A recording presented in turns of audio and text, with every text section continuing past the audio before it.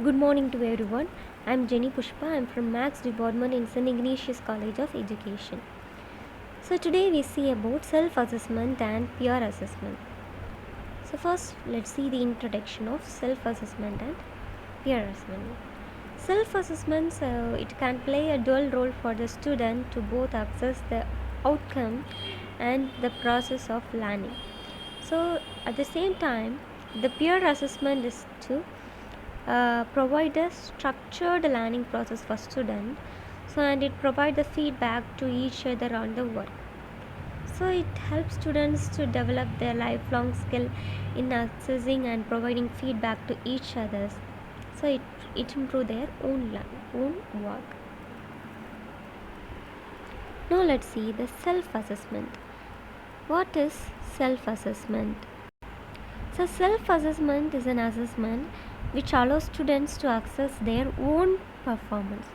So it can be extremely valuable in helping students to develop their own self-reflection, judgment. So students learn how to be responsible for their own learning. So self-assessment are more often used as part of the formative assessment process rather than the summative assessment. Now let's see why are self-assessment a useful tool. So it helps students judge their own abilities and performance and become self-regulated learners. And the second is self-assessment skill will help them in their professional careers after they graduate. So by teaching them to regulate their own performance. Now let's see how can instructors support students in self-assessment.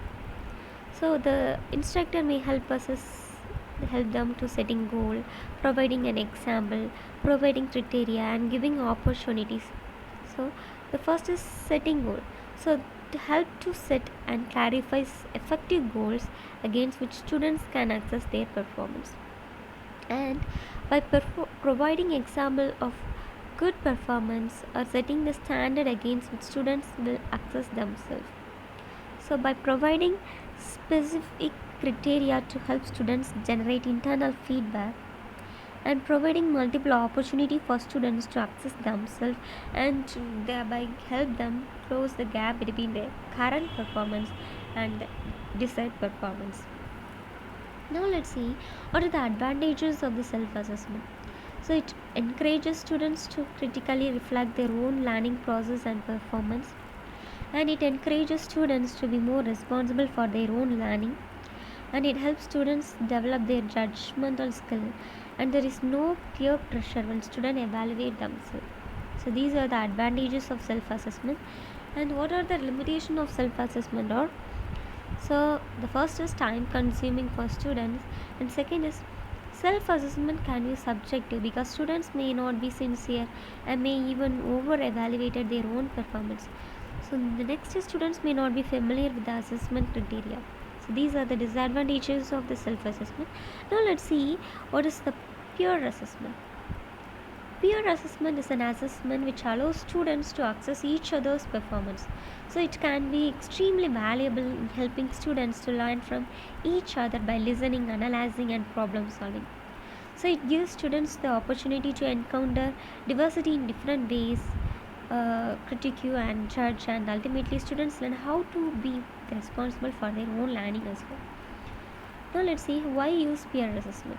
So peer assessment can empower students to take responsibility for and manage their own learning, and it enables students to learn to access and give others constructive feedback to develop lifelong assessment skill.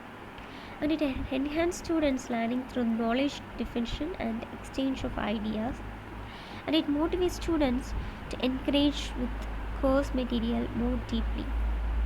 Now let's see what are the advantages of peer assessment. So it encourages students to critically reflect each other's work, and it encourages students to be involved in the assessment process. It helps students develop their judgmental skill when they assess their work of each group member.